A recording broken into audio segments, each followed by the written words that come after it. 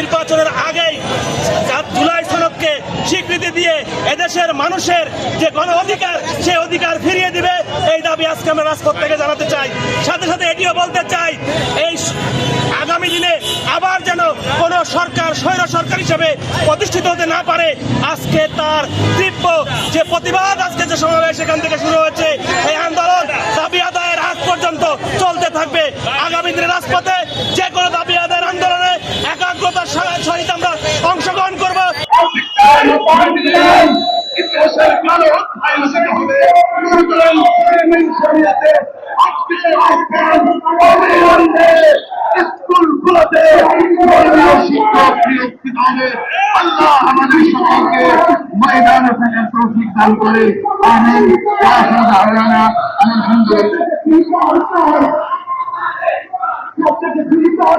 সম্মানিত